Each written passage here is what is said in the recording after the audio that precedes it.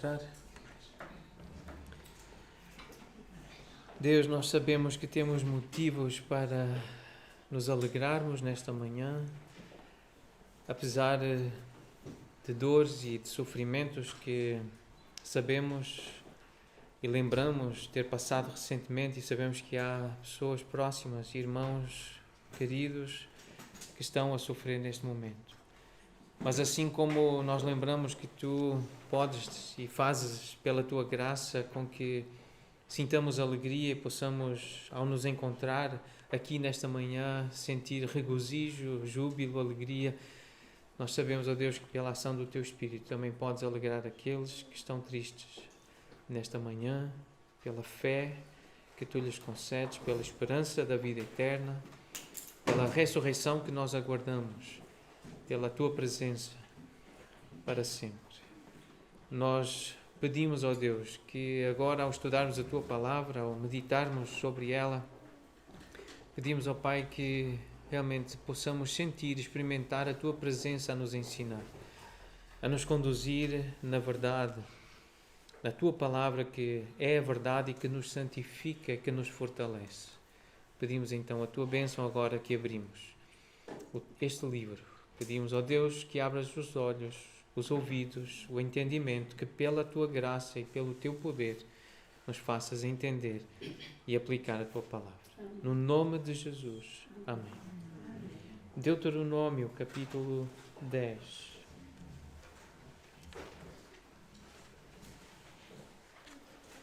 Nós vamos ler do versículo 1 até ao versículo 5. Deuteronômio 10.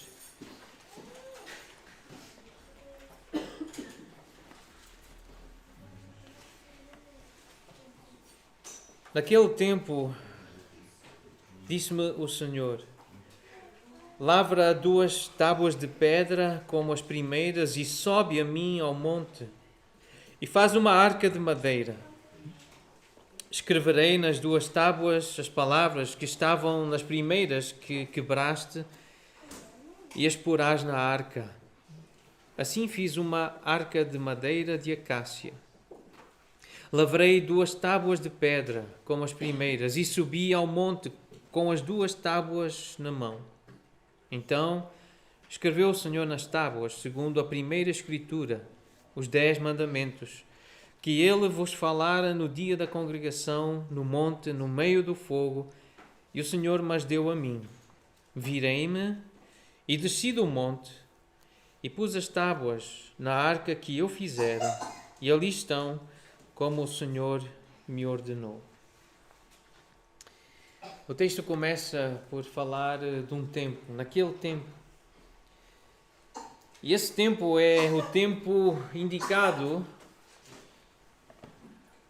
para a oração intercessória. Deus disse a Moisés e mostrou a Moisés que iria destruir o povo por causa do pecado do povo. Havia dureza de coração, havia maldade, havia pecado entre o povo. Então Moisés tirou um tempo para interceder, para orar.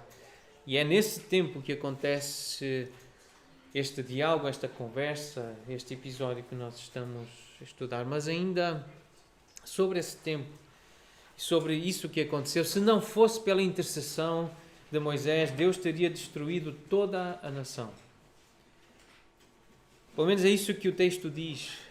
Deus usou a oração de Moisés para se acalmar, para ser paciente com o povo. E essa alusão é verdadeira para nós hoje e tem uma aplicação para nós hoje. Não ousemos esquecer a graça de Deus. Nós somos salvos pela graça e qualquer obra que nós façamos para Ele é pela graça.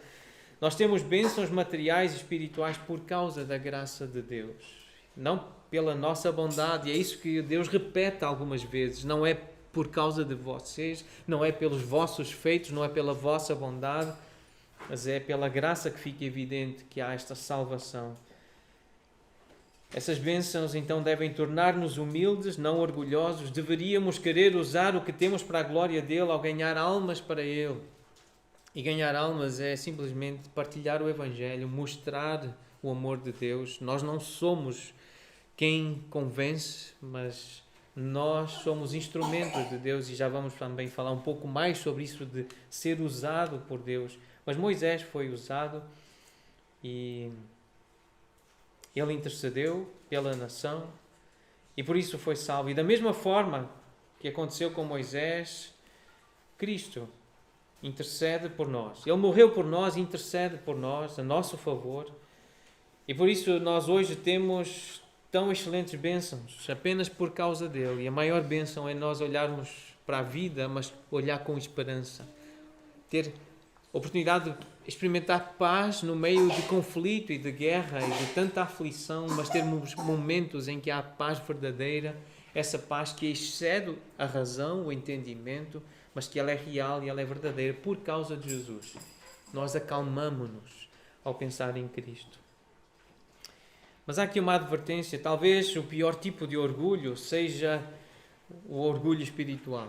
Ao comentar esta passagem, especialmente o final do capítulo 9, o irmão Warren Wiersbe, ele diz isso: a pessoa espiritual não pode ser orgulhosa, não pode achar-se boa e merecedora das bênçãos de Deus. A ostentação de dons espirituais ou de graças, que são os dons da graça, essa ostentação é um convite à mão disciplinadora de Deus. É convidar Deus a nos disciplinar quando nós ostentamos orgulho, quando nós mostramos essa vaidade por algo bom que nós recebemos, ou porque temos, ou porque realizamos, e esquecemos que o fazemos apenas pela graça de Deus. Então a pessoa espiritual não pode ser orgulhosa.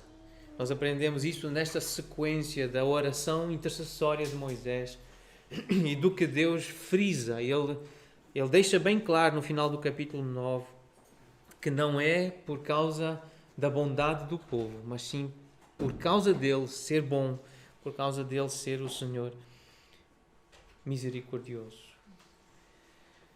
Eu gostaria que nós tivéssemos uma reflexão neste versículo 1. O Senhor diz Moisés: lavra, prepara, trabalha 2 tábuas de pedra como as primeiras. Trabalha. Ele menciona essas tábuas no versículo 3. Então eu trabalhei, eu lavrei essas 2 tábuas de pedra como as primeiras, subi ao monte com as 2 tábuas na mão. Então nós podemos observar aqui que Moisés preparou as tábuas de pedra, mas foi Deus quem escreveu nelas as palavras divinas. Já enfatizaremos isso devidamente, mas eu gostaria de dizer ao contrário. Deve ser observado que foi Deus quem escreveu as palavras divinas nas tábuas de pedra, mas foi Moisés quem as preparou. Porque há algumas pessoas que olham para esta passagem e enfatizaram isso. Enfatizam o facto de Deus ter mandado Moisés preparar as tábuas de pedra. E o verbo usado é talhar, esculpir, desbastar. E até assim se pode usar na ideia de extrair da pedreira. Preparar é tirar de uma pedreira, tirar essas tábuas de pedra, esses elementos da pedreira. Então é um trabalho duro, um trabalho árduo. Mas prepara pedra, trabalha com pedra. Então isto faz-nos perguntar, e a reflexão é essa: teriam as primeiras tábuas de pedra sido feitas pelo próprio Senhor? Será que Ele é que preparou? Porque nós lemos que foi Ele que escreveu as primeiras tábuas, foi Ele que as deu nas mãos de Moisés. Em Deuteronômio 5, nós lemos que o Senhor entregou-lhe as pedras e dá a ideia que já estavam prontas, Deuteronômio 5, 22. Também em Deuteronômio 9, versículo 9, nós lemos de novo que o Senhor deu-me, versículo 9 e 10, deu-me o Senhor as 2 tábuas de pedra. E no versículo 11 repete a ideia: ao fim dos 40 dias e 40 noites, o Senhor me deu as 2 tábuas de pedra, as tábuas da aliança. Então está a falar das primeiras pedras que o Senhor lhe deu, como a ideia que já estavam prontas. Mas a reflexão está relacionada com esta ideia que o Senhor atribui. Ele atribuiu no passado e ainda hoje Ele continua a atribuir a outras pessoas tarefas que Ele bem podia realizar, que ele muito bem e com muita facilidade poderia fazer, mas ele decidiu atribuir a pessoas tarefas, trabalhos que ele próprio poderia fazer. Isto é algo interessante, é significativo. Olhar para a história e alguns exemplos que nós vemos na história de Deus com o seu povo, em que isto se percebe. Deus a dar algumas tarefas, algumas responsabilidades aos seres humanos, ao seu povo, aos seus filhos, aos seus servos, coisas que ele poderia realizar por completo, mas ele decide incluir os seres humanos. Em Josué capítulo 6, versículo 2, na conquista de Jericó, Deus diz: eu entreguei Jericó na tua mão. Eu entreguei o seu rei, os seus valentes. Mas vós, os homens de guerra, rodeareis a cidade, cercando uma vez, assim fareis por 6 dias. Depois, versículo 4 diz: no 7º dia, rodeareis a cidade 7 vezes, e os sacerdotes tocarão as trombetas, todo o povo gritará com grande grito, e o muro da cidade cairá abaixo. Será que Deus precisava disto para deitar o muro abaixo? Mas Deus mandou rodear a cidade, mandou tocar a trombeta, mandou gritar, fazer isto durante 7 dias. O que é certo é que Deus decidiu fazer desta forma. No Novo Testamento há uma história curiosa, em João no capítulo 9, a história da cura de um cego de nascença. E Jesus diz nesse contexto: enquanto estou no mundo, eu sou a luz do mundo. Dito isto, e depois de falar de quem ele é, ele cuspiu na terra e, tendo feito lodo com a saliva, aplicou-a aos olhos do cego, dizendo-lhe: vai, lava-te no tanque de Siloé. Ele foi, lavou-se e voltou vendo. Era necessário? Ele não tinha já curado cegos só falando e mandando ver, e eles não viram? Mas porquê que ele decide dar tarefas? Em João 11, versículo 39, na ressurreição de Lázaro, o Senhor diz no versículo 39: tirai a pedra. Ele precisava que pessoas tirassem a pedra. Na sua própria ressurreição, não terá sido ele ou algum dos seus anjos que tirou a pedra? Porquê que na ressurreição de Lázaro mandou que tirassem a pedra? Há algo que nós aprendemos nas Escrituras, e o ponto aqui eu espero conseguir mostrar, especialmente com o texto de Provérbios 13, versículo 11, que tem muito valor e é uma reflexão, não vem decorrendo, não é uma interpretação do texto aqui, mas é uma aplicação deste princípio que nós vemos nas Escrituras. O facto de Deus ter dito a Moisés: lavra as 2 tábuas de pedra, faz esse trabalho, é um trabalho duro. Há um princípio na sabedoria bíblica que diz que os bens que facilmente se ganham, esses diminuem, mas o que ajunta à força do trabalho terá aumento. Provérbios 13, 11 diz que o trabalho que nós realizamos faz com que nós valorizemos mais aquilo que temos nas mãos, aquilo que é realizado por nós tem mais valor. O que não nos custa a ganhar, a construir, facilmente nós podemos perder ou destruir. Se nos é dado de graça, se facilmente nós conquistamos alguma coisa, a vida ensina-nos, a sabedoria ensina-nos, Provérbios ensina-nos que o que não nos custa a ganhar, o que não nos custa a construir, facilmente nós podemos perder, facilmente nós podemos destruir. É assim com brinquedos, com as nossas crianças. Quando a criança faz os seus brinquedos, quando ela gasta horas ali a construir um Lego, ela não quer que venha outra criança e que derrube aquele Lego. Ela fica triste, fica chateada. Aquilo deu-lhe trabalho. Mas é assim com os crescidos, com os grandes também é assim. Se os grandes se aplicam, se dedicam a fazer algo que lhes dá muito trabalho, eles valorizam aquilo.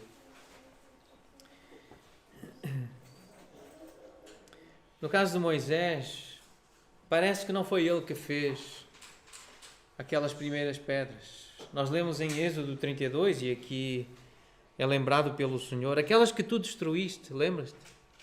Eu dei-tas, elas estavam feitas. Em Êxodo 32, 19, diz que ele logo se aproximou do arraial, viu o bezerro, as danças, acendendo-se-lhe a ira, arrojou das mãos as tábuas e quebrou-as ao pé do monte. Ficou irritado, ficou irado, e pegou no trabalho de Deus e atirou para o chão. E partiu. Então há algo aqui que precisamos refletir. Nós lemos a semana passada sobre ofertas para o Senhor. Aquela história de Davi, quando ele quis apaziguar, acalmar Deus, agradar a Deus, porque Deus estava zangado com ele e começou a descontar no povo, começou a matar gente. 70.000 pessoas morreram com uma praga por causa do pecado, do orgulho de Davi. Em 1 Crônicas 21, Davi erige um altar na ira de Ornã, por ordem do próprio Senhor, para acalmar a ira do Senhor. Então ele diz: dá-me essa terra, essa eira, a fim de eu edificar nele um altar ao Senhor, para que cesse a praga de sobre o povo. Dá-me pelo seu devido valor. Os irmãos devem lembrar que Ornã disse: fica com ela, está aqui os bois, tem lenha, tem tudo o que precisas para a oferta, eu dou tudo. E Davi disse a Ornã: não. Antes, pelo seu inteiro valor, eu quero-a comprar, porque não tomarei o que é teu para o Senhor, nem oferecerei holocausto que não me custe nada. Tem que me custar alguma coisa. Eu já aprendi que tem que me custar alguma coisa. Para eu dar valor, tem que me custar. Eu não vou ter tanta facilidade assim para deitar as próximas pedras ao chão, porque fui eu que as tirei da pedreira. Fui eu que as lavrei. Fui eu que as esculpi. Então, há aqui algo para nós refletirmos. Nós precisamos aprender a dar valor ao que os outros fizeram. Há um texto em 1 Coríntios 3, versículo 10. Paulo diz: segundo a graça de Deus que me foi dada, eu lancei o fundamento como prudente construtor e outro edifica sobre ele. Então há outro que vem realizar o trabalho com base naquele que eu fiz, que está a valorizar o que eu fiz. Eu lancei o fundamento e vem outro e edifica. É preciso haver este respeito pelo trabalho que outros no passado fizeram. É preciso valorizar o trabalho dos outros, o que os outros compraram, o que os outros escreveram, o que os outros ensinaram. É preciso respeitar os que vieram antes de nós. Isso é algo que nós aprendemos com a sabedoria bíblica. É incrível como o Senhor decide chamar-nos cooperadores dele, seus cooperadores, colaboradores. Em 1 Coríntios 3,9, de Deus somos cooperadores, lavoura de Deus, edifício somos nós, mas o que se destaca é essa expressão, somos cooperadores de Deus. Literalmente, companheiro de trabalho. Está lado a lado a trabalhar. Em Marcos 16:20, lemos que Jesus cooperou com os discípulos. Tendo eles partido, pregaram em toda a parte, cooperando com eles o Senhor e confirmando a palavra por meio de sinais que se seguiam. É o Senhor que coopera com os discípulos. Marcos 16:20. Então, é um privilégio sermos cooperadores de Deus, fazermos obras que Deus quer que nós façamos, trabalho, realizar tarefas que Ele muito bem podia fazer ou algum dos seus anjos, mas Ele atribui a seres humanos como nós, para nós realizarmos tarefas, fazermos trabalho para Ele. Ainda sobre este assunto, eu gostaria de dizer que pode ser um grande problema querer facilitar a vida dos filhos ou dos discípulos a quem estamos a ensinar alguma coisa.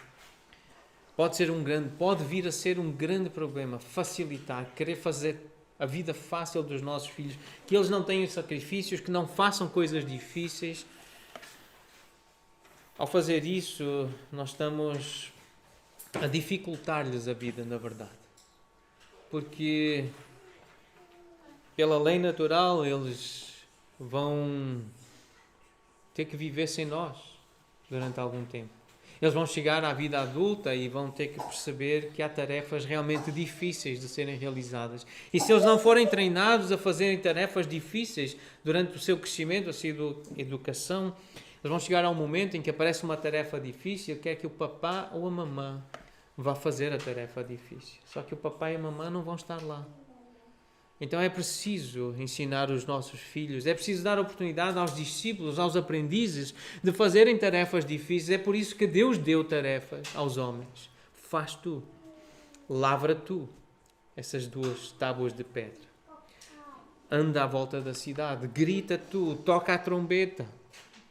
E Davi aprendeu isso. Eu não vou dar ao Senhor algo que não me custe nada. Tem que custar, tem que ter valor, porque os bens que facilmente se ganham, eles diminuem. Eles diminuem. E nós precisamos valorizar, mesmo pequenas coisas. E quem é fiel no pouco, a fazer a cama e fazê-la bem feita, a limpar a louça e limpá-la bem limpa, a arrumar o quarto e arrumá-lo bem, poucas coisas. Mas quem é fiel no pouco, por muito que lhe custe, que esteja cansado, que queira fazer outra coisa que lhe dá muito mais alegria e prazer, mas se for treinado a fazer essas pequenas tarefas, que o pai e a mãe muito bem poderiam fazer. É muito fácil para o pai e para a mãe fazer, se calhar muito mais rápido, mas é bom ensinar os filhos.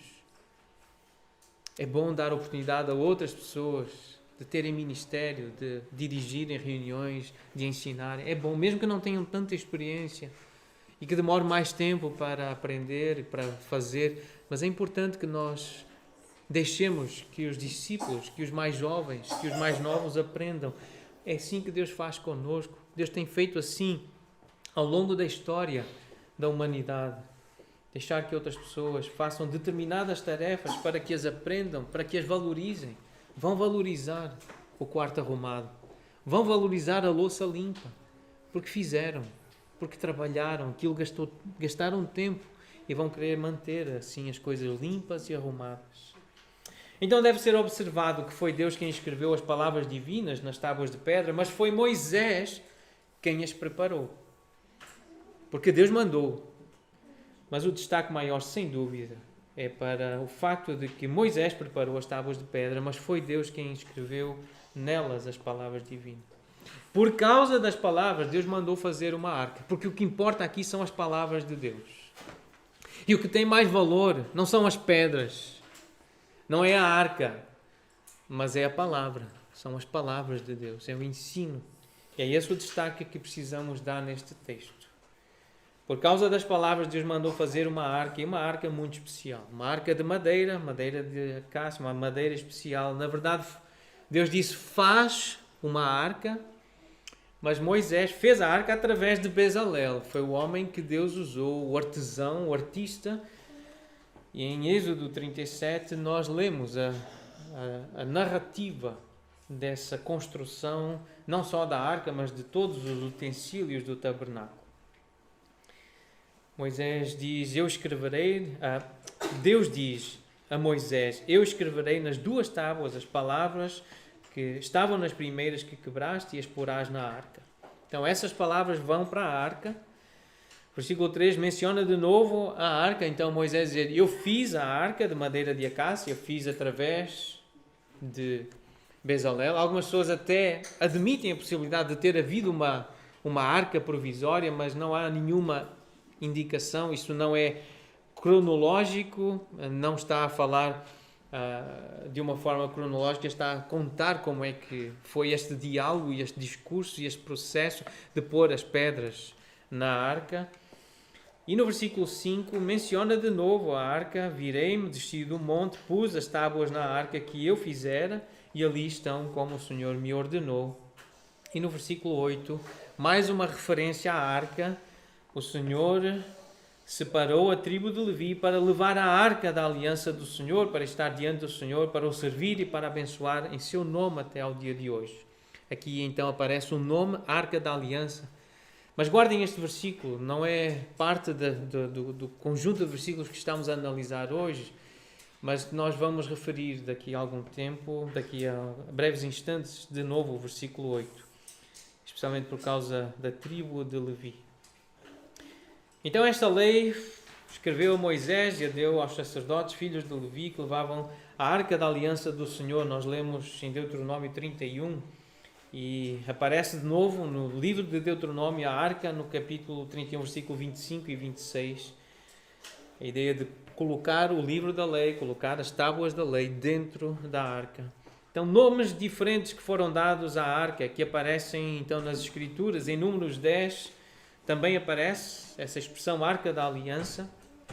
Em Êxodo 25 tem a forma como deveria ser, tem a descrição da arca, as instruções que Deus dá a Moisés, que depois mais tarde ele passa a Bezalel. Então, em Êxodo 25 está lá toda a descrição da arca, o ouro que deveria forrar, as argolas, as varas, tudo está descrito com pormenor. E no final, no versículo 16 de Êxodo 25, diz: e porás na arca o testemunho que eu te darei.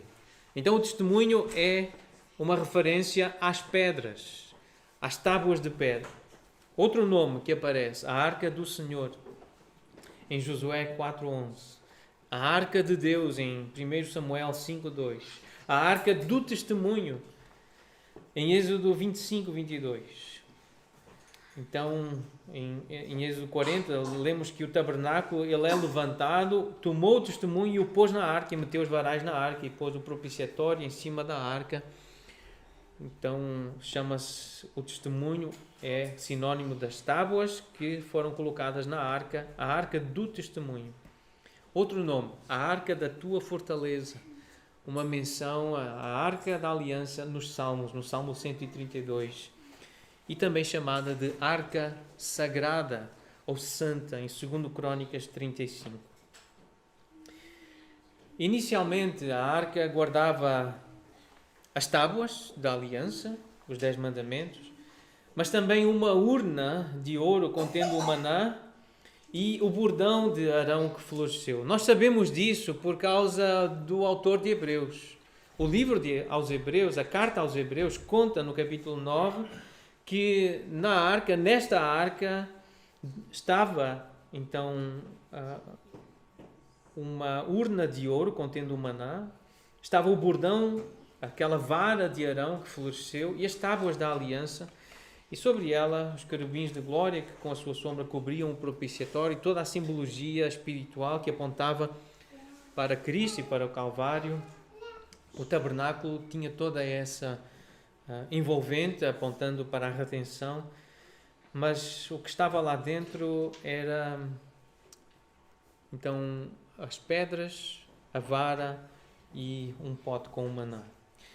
Posteriormente, talvez por deterioração, deteriorou-se o maná, deteriorou-se a vara, aquele pedaço de madeira. Nenhum versículo na Bíblia descreve esse processo, nem relata. Só que em 1 Reis, capítulo 8, versículo 9, quando Salomão quer colocar a arca no templo que ele construiu, lemos lá nesse relato que não havia na arca senão as 2 tábuas de pedra que Moisés ali pusera. As outras coisas já não estavam lá. Então, passados aqueles anos, estamos a falar de cerca de 1000 anos depois, ainda estavam lá as pedras, as tábuas de pedra que Moisés colocara na arca. Não 1000 anos, mas cerca de 600 anos depois. O que nós podemos aprender com isto é o seguinte.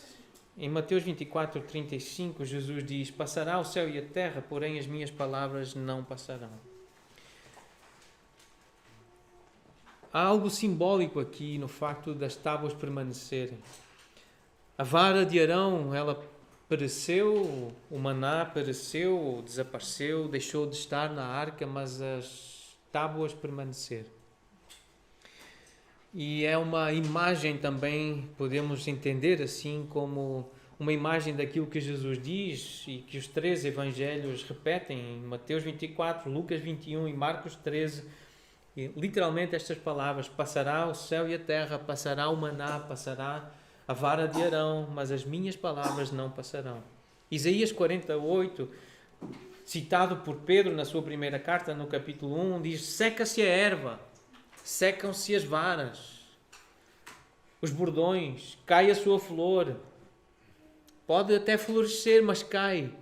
Mas a palavra do nosso Deus permanece eternamente. A palavra não cai, a palavra não perece, ela não passa. A palavra não se deteriora. A palavra do nosso Deus permanece eternamente. O que Deus disse, Ele não mudou. Ele literalmente, Ele repetiu a Moisés o que tinha dito nas primeiras tábuas, exatamente As mesmas palavras ele escreveu nas segundas. E são as mesmas palavras que servem para nós hoje, para resumir toda a lei. Os 10 mandamentos continuam a ter esse impacto nos nossos corações que tiveram no coração de Moisés e do povo que inicialmente o ouviu. Então a arca, símbolo visível da presença do Senhor, lugar de encontro no mais íntimo santuário, no Santo dos Santos, onde o Senhor revelava a sua vontade aos seus servos. Foi assim com Moisés, foi assim com Arão, com Josué.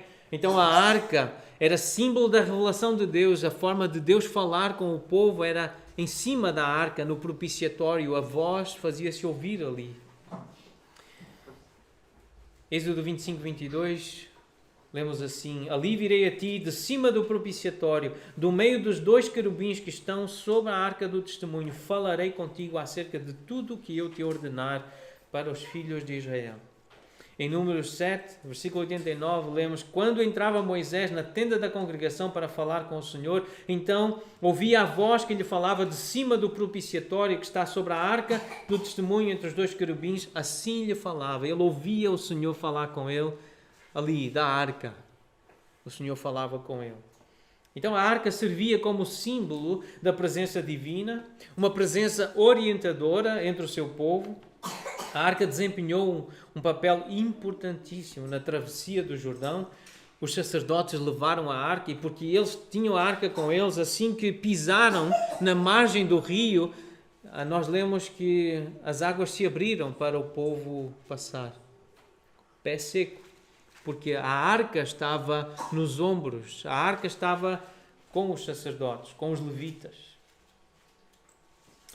A arca teve um papel importante na queda de Jericó, vemos isso no capítulo 6, na cerimónia de memorização no pacto do Monte Ebal, em Josué capítulo 8. De Gilgal, a arca foi transportada para Betel, lemos isso no livro de Juízes, mas foi levada depois para Siló, 1 Samuel capítulo 1 e 3, permanecendo ali até ser roubada, capturada pelos filisteus no campo de batalha em Ebenezer, 1 Samuel capítulo 4. E em 1 Samuel capítulo 4 tem alguns versículos que eu gostaria de ler sobre este momento. Perguntou Eli: que sucedeu, meu filho, aquele jovem que vinha a correr com notícias? Ele disse: Israel fugiu de diante dos filhos dos filisteus. Houve grande morticínio entre o povo e também os teus 2 filhos, Ofni e Finéias, foram mortos. E a arca de Deus foi tomada. Ao fazer ele menção da arca de Deus, caiu Eli da cadeira para trás, junto ao portão, quebrou-se-lhe o pescoço e morreu. Este texto chama a atenção para o facto de que o que assustou Eli não foi o facto, e o que mexeu com o coração de Eli não foi o facto dos filhos terem morrido. Foi o facto da arca ter sido tomada. Isto está claro no texto. Nós sabemos que Eli não foi um homem perfeito. Ele teve erros, ele cometeu erros, especialmente na educação dos seus filhos, por não repreender os seus filhos, que eram malvados, eram filhos de Belial, cometiam coisas que deixavam Deus muito zangado. Mas este texto mostra a importância que Deus tinha para Eli. E que a arca representava. Então o que deixou Eli chocado, nervoso, assustado, foi o facto de saber que a arca de Deus tinha sido tomada. Ele deu um pulo para trás, ele caiu para trás, bateu com a cabeça e quebrou o pescoço e morreu. Faz lembrar aquilo que temos estudado em Lucas 14. Essa atitude que Deus espera ver em nós, de amarmos mais o Senhor, as coisas do Senhor, do que os próprios filhos. É chocante saber que um filho morreu. Deve-nos assustar e deve-nos entristecer passar por problemas e levar um filho ao hospital e estar em estado terminal, alguém querido, um pai, mãe, esposa, marido, filho, filha. É natural ficarmos chocados. Mas lembremos o que Jesus quer. há coisas mais, se há pessoas, se há relacionamentos muito mais importantes do que esses que nós temos com a família, com o pai, com a mãe, com filhos. É o relacionamento que temos com Ele. E a arca do Senhor representava isso. O pacto, a aliança com Deus. Então, que Deus nos dê um coração como o de Eli. Se vamos ficar chocados e assustados, é se algo de Deus, se algo está a afetar o meu relacionamento com Deus, se há algo de Deus que está menos presente na minha vida, isso precisa ser alimentado, precisa ser entendido e alimentado no meu coração. Eu aprendo isso com este texto. Visto que a sua presença provocou 7 meses de pragas entre os filisteus, ou seja, a arca foi levada pelos filisteus, mas eles começaram a ter problemas. O próprio Deus deles, Dagon, aquela estátua, caía porque a arca ficou guardada naquele templo e ele caía aos pés ou ficava quedado e até se partiu por causa da presença da arca.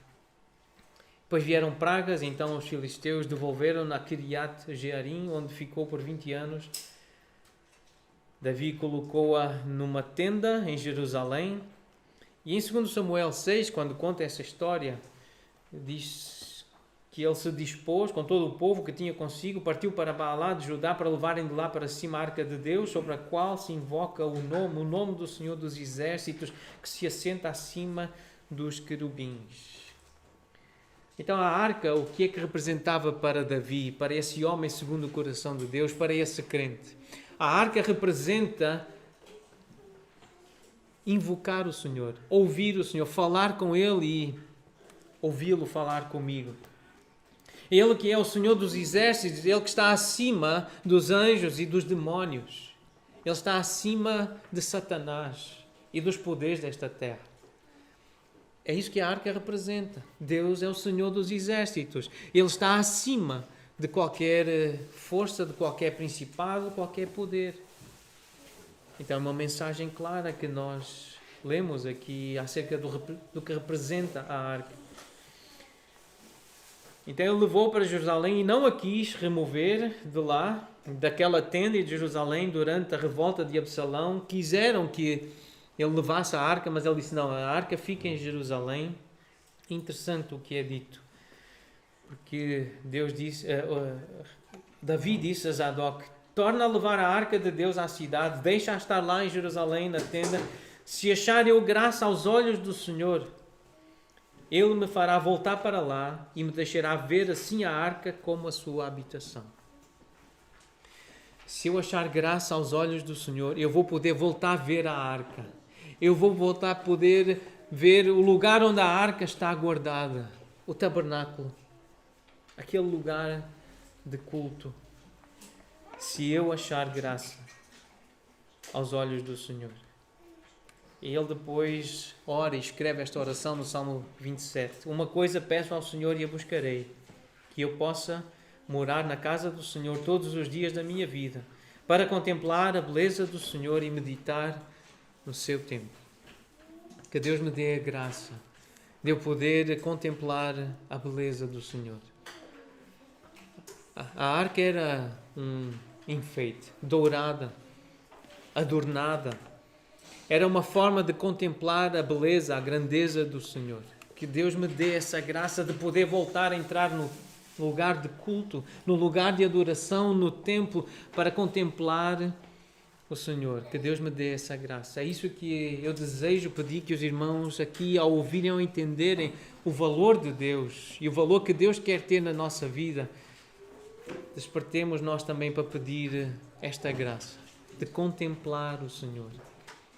Ver o Senhor, estar com o Senhor, meditar, lembrar do seu amor, meditar no seu templo, na sua presença, aquilo que representa a presença do Senhor. Se eu achar graça aos olhos do Senhor, Ele me fará voltar para lá e me deixará ver assim a arca como a sua habitação.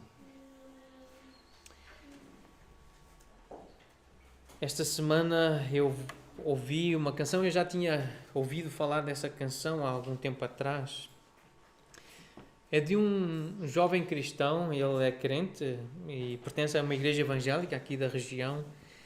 E ele é compositor, ele escreve músicas interessantes. Eu, pelo menos, 2 gostei muito. E tem gravado com qualidade essas músicas. E existem vídeos bem feitos no YouTube. E eu estava a ouvir uma das canções que ele escreveu. E é uma canção de amor, de romance, de um homem apaixonado por uma mulher. Mas tem uma parte da canção que ficou no meu ouvido, eu ouvia várias, e é uma canção que fica no ouvido, especialmente a parte final, o refrão, e diz assim várias vezes que eu quero amar-te sem ser só nas canções, sem ser só nas canções. Depois diz só nas canções, mas eu quero amar-te sem ser só nas canções. E eu atribuí isso a uma... É um memorial, é uma melodia que ficou na minha mente e eu quero dizer isso ao Senhor e quero estimular os irmãos a dizerem isso ao Senhor. Deus, eu também te quero amar sem ser só nas canções. Eu quero aprender a amar-te de outras formas, sem ser só quando eu tenho música e que essa música me faz dizer que eu te amo e que eu te adoro e que te dou glória. Eu quero mais, eu quero amar-te sem ser só nas canções. Eu também quero morar na casa do Senhor todos os dias da minha vida para contemplar a beleza do Senhor. Eu quero aprender a buscar isso, a desejar isso, a pensar mais em Deus, na bondade de Deus, do que eu penso em coisas e em pessoas que eu amo aqui da terra. Eu quero ter um coração como esse de Eli, que se choca, percebendo que algo de Deus se perdeu na vida dele e do povo dele. Eu quero ter um coração assim. Eu quero buscar isso. Eu quero que a nossa igreja cresça dessa forma.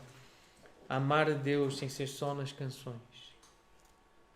A arca era então um símbolo visível da presença do Senhor.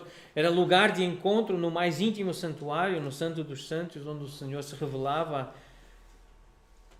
onde Ele dizia qual era a sua vontade aos seus servos. Mas nós aprendemos e nós sabemos que a Bíblia é o resultado concreto da revelação do Senhor, onde Deus revela a sua vontade e a sua sabedoria, a sua beleza. É na Bíblia que nós vemos claramente, concretamente, a beleza, a sabedoria de Deus, como ela tem respostas para os nossos dilemas. Como nós precisamos de ter essa mente cheia das Escrituras para podermos agir, responder de uma forma que agrada a Deus e que dá honra a Deus. Então a Bíblia é esse resultado concreto. Se eu quero ver Deus, se eu quero ouvir Deus, eu preciso olhar para a Bíblia, eu preciso ouvir a Bíblia com muita atenção.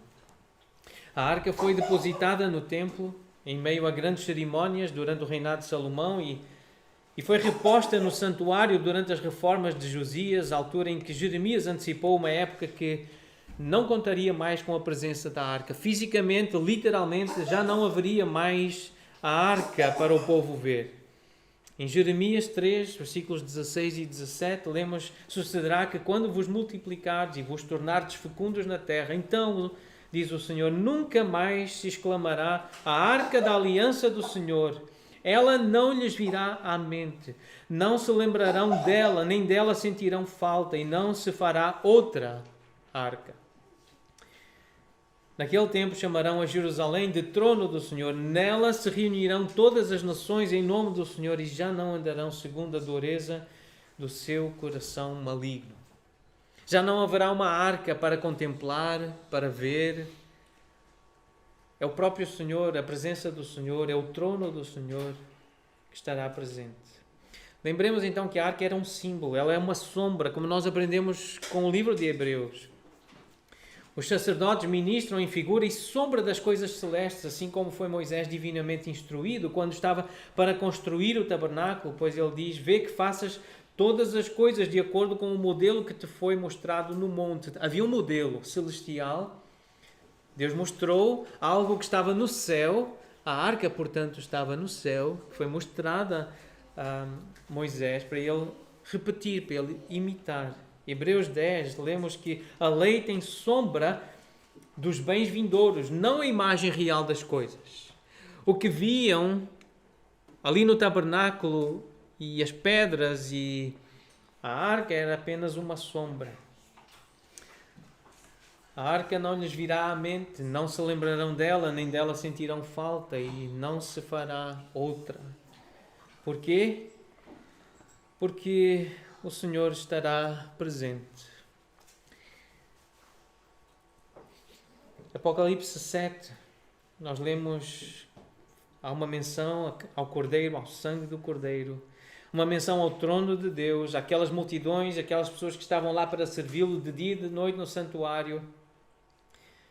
Jamais terão fome, nunca mais terão sede, não cairá sobre eles o sol, nem ardor algum, pois o Cordeiro que se encontra no meio do trono os apacentará e os guiará para as fontes da água da vida, e Deus lhes enxugará dos olhos toda a lágrima. Não é a arca, o consolo, não é o maná, não é comida, não é carne, é o próprio Senhor, o consolo.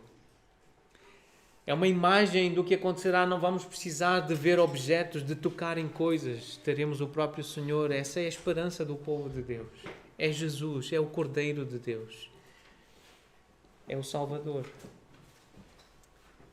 É Ele que enxugará dos olhos toda a lágrima. É da presença dEle, como nós lemos em Atos 3, o sermão de Pedro, a fim de que da presença do Senhor venham tempos de refrigério, que Ele envie o Cristo que vos foi designado Jesus. Vós sois os filhos dos profetas e da aliança que Deus estabeleceu com vossos pais.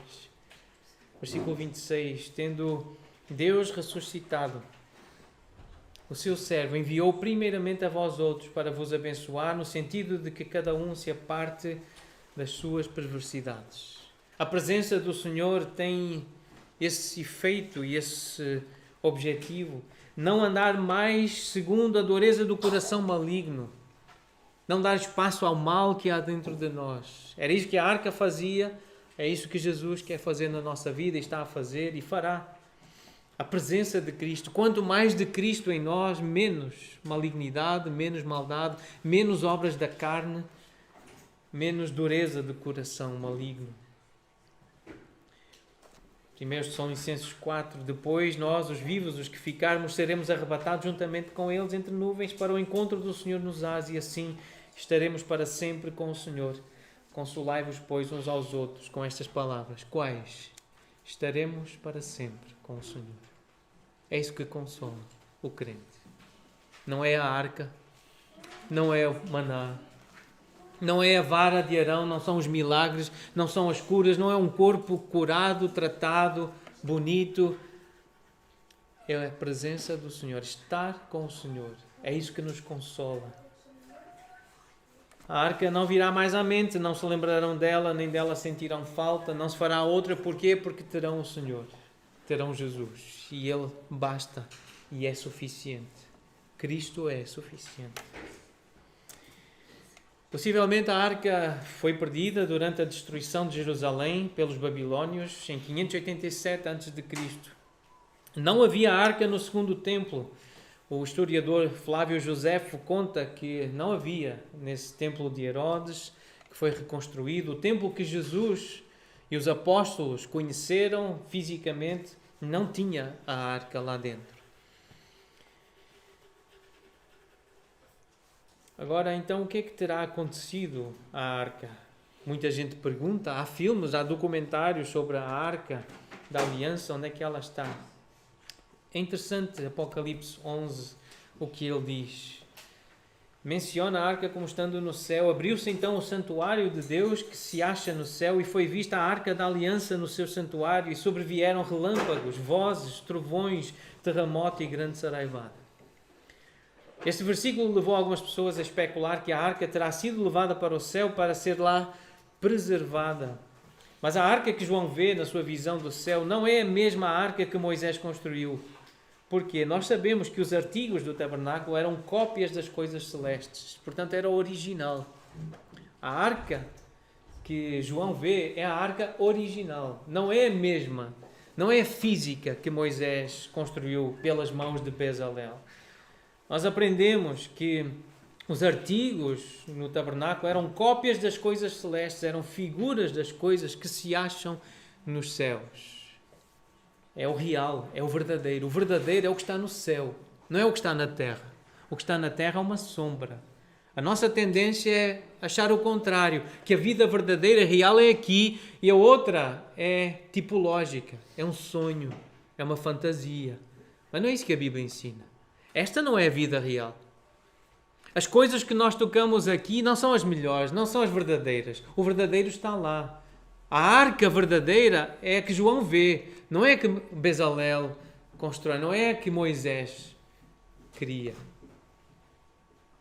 É necessário, portanto, que as figuras das coisas que se acham nos céus se purificassem com tais sacrifícios. Essa é uma imagem que Deus quer que nós tenhamos. As coisas dos céus são as verdadeiras. O próprio santuário não era senão uma cópia, uma figura e sombra do que está no céu. Então, Apocalipse 11 apresenta o soar da sétima trombeta, que abre uma última ronda de julgamento sobre a terra.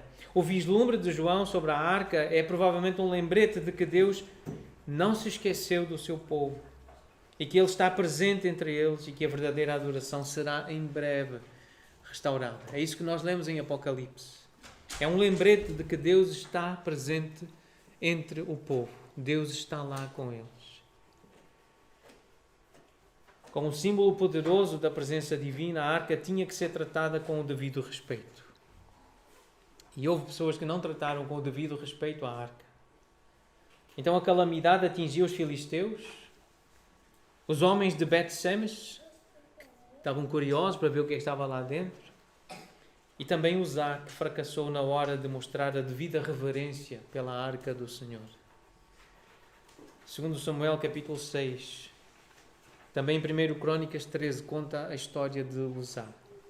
Quando chegaram à ira de Nacon, porque Davi queria trazer a arca para Jerusalém, estendeu Uzá a mão à arca de Deus e a segurou porque os bois tropeçaram. Então a ira do Senhor se acendeu contra Uzá e Deus o feriu ali por esta irreverência. E morreu ali junto à arca de Deus. Alguém já comentou, a pensar, a meditar sobre esta passagem, Uzá queria evitar que a arca caísse ao chão, achando que o pó, que a terra, que a lama fosse suja. Ele achava que o chão, que a terra era mais suja do que as suas mãos, mas não foi isso que Deus achou. As mãos de Uzá não eram mãos limpas o suficiente para tocar naquela arca. Houve uma irreverência grande. Embora este episódio ele é tão marcante porque ele é acompanhado de grande júbilo, de grande alegria. Nós lemos em 1 Crônicas 13, puseram a arca de Deus num carro novo e a levaram da casa de Abinadab, e Uzá e Aiô guiavam o carro. Davi e todo Israel se alegravam perante Deus com todo o seu empenho, com cânticos, com harpas, com alaúdes, com tamborins, com símbolos e com trombetas. Estavam tão felizes, tanta música, tanta alegria, tanto empenho. É a arca de Deus, é a presença de Deus, é a revelação de Deus, é o que simboliza Deus conosco. E eles estavam felizes e cantavam e com empenho e com gente erudita, gente muito bem preparada para cantar e dirigir o cântico. Nós lemos no capítulo 14 e 15 de Crônicas. Mas quando chegaram à eira de Quidom, estendeu Uzá a mão à arca para assegurar que os bois tropeçaram. Então a ira do Senhor se acendeu contra Uzá e o feriu por ter ele estendido a mão à arca e morreu ali, perante Deus. Deus matou. Mesmo no meio de cânticos, mesmo no meio de muitas canções, a dizer que amavam Deus, que amavam a arca de Deus e o que Deus representava, muitas canções, muitos instrumentos, mas Deus ficou irritado. Deus ficou furioso e matou aquele homem que tocou na arca dele. Então nós aprendemos com isto que as canções não são suficientes para agradar e para apaziguar o Senhor. Não é suficiente cantar. Lemos que Davi temeu muito a Deus naquele dia e disse: como trarei a minha arca de Deus? Ele ficou com muito medo de Deus. É o que nós lemos no versículo 12. Em 1 Coríntios 15, ele então lembrou: ninguém pode levar a arca de Deus senão os levitas, porque o Senhor os elegeu para levarem a arca de Deus e o servirem para sempre. E onde é que está isso escrito? Em Deuteronômio 10, versículo 8. É lá que está dito que Deus separou a tribo de Levi para levar a arca da aliança do Senhor, para estar diante do Senhor, para o servir e para abençoar em seu nome até ao dia de hoje. Foi Deus que disse: são os levitas, não é um qualquer. É com varas, não é com um carro novo, não é com bois. É do jeito que eu quero. É como eu mando. E é isso que Deus quer, que tenhamos ouvidos para ouvir. Então, Davi ouviu, reuniu os filhos de Arão e os levitas e disse-lhes: vós sois os cabeças das famílias dos levitas, santificai-vos, vós e vossos irmãos, para que façais subir a arca do Senhor, Deus de Israel, ao lugar que lhe preparei. Pois visto que não a levaste na primeira vez, o Senhor nosso Deus irrompeu contra nós, porque então não o buscamos, segundo nos for ordenado. Aqueles homens levitas santificaram-se, os sacerdotes, para fazerem subir a arca do Senhor Deus de Israel. E no versículo 15 lemos: os filhos dos levitas trouxeram a arca de Deus aos ombros pelas varas que nelas estavam, como Moisés tinha ordenado, segundo a palavra do Senhor. Assim todo o Israel fez subir com júbilo a arca da aliança do Senhor, ao som de clarins, de trombetas, de símbolos, fazendo ressoar alaúdes e harpas. E cantaram e alegraram-se. E a arca chegou ao seu destino. Mas fizeram como o Senhor tinha ordenado, como estava escrito, de acordo com a palavra do Senhor. A canção diz: eu quero falar do que vai no meu peito, e eu espero que no nosso peito comece a haver um calor por ouvir falar das coisas do Senhor. Que se nos aprazeie o peito, que sintamos esse calor. Que haja coisas no nosso peito que queiramos dizer a Deus e que possamos dizer a Deus: eu quero amar-te sem ser só nas canções. Eu quero amar-te sem ser só nas canções. Tem porventura o Senhor tanto prazer em holocaustos e sacrifícios quanto em que se obedeça à sua palavra? Podemos perguntar: tem o Senhor tanto prazer em canções e hinos e cânticos espirituais e idas às reuniões da igreja quanto em que se obedeça à sua palavra? Eis que obedecer é melhor do que o sacrificar, ou atender é melhor do que a gordura de carneiros. Obedecer é melhor do que cantar. Atender é melhor do que lindas melodias e maravilhosos arranjos. Lembremos disso. A arca lembra-nos disso. Esta história com a arca lembra-nos disso. Moisés, ele foi obediente, ele era fiel em toda a casa de Deus, e porque ele foi obediente, então nós lemos o versículo 5: virei-me e desci do monte e pus as tábuas na arca. O Senhor mandou, então eu pus as tábuas na arca. Essa arca que é um lembrete de que Deus não esqueceu o seu povo, que Ele está presente com eles. E Deus tratou Moisés com paciência. Ele tinha destruído as primeiras, fez coisas erradas, mas Deus foi gracioso com Moisés. Moisés terá desprezado o trabalho do Senhor, a obra do Senhor. Nós não sabemos com pormenor, mas Deus foi paciente com Moisés, com a fraqueza de Moisés. Deus foi paciente com o povo, com a fraqueza do povo, com a dureza do povo. Deus foi paciente, gracioso. A arca lembra isso. E ali estão as pedras, como o Senhor me ordenou. Lembramos então que Deus quer que nós guardemos as suas promessas.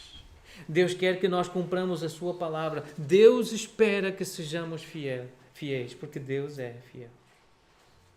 Ele está com o povo, Ele é misericordioso, Ele é fiel e Deus quer que nós sejamos fiéis. Uma revisão daquilo que nós aprendemos com estes versículos de Deuteronômio 10. A pessoa espiritual não pode ser orgulhosa. O Senhor decidiu chamar-nos seus cooperadores. A palavra do nosso Deus permanece eternamente. A palavra não se deteriora, ela não passa. As canções não são suficientes para agradar, para apaziguar o Senhor. A arca é um lembrete de que Deus não esqueceu o seu povo, que Ele está presente com eles. Deus é fiel. E Deus quer que guardemos as suas promessas e que cumpramos a sua palavra. Deus espera que nós sejamos fiéis. Deus é um Deus de alianças, um Deus de pactos, um Deus que cumpre as suas promessas. Ele guarda as promessas. Nós vamos cantar, vamos dizer isso ao Senhor. Deus, Tu guardas as Tuas promessas, Tu cumpres a Tua palavra. Certamente Tu queres que nós também guardemos as Tuas promessas. Que nós cumpramos a Tua palavra, que obedeçamos. Como Moisés obedeceu. Deus espera que haja obediência da nossa parte. Vamos cantar ao Senhor.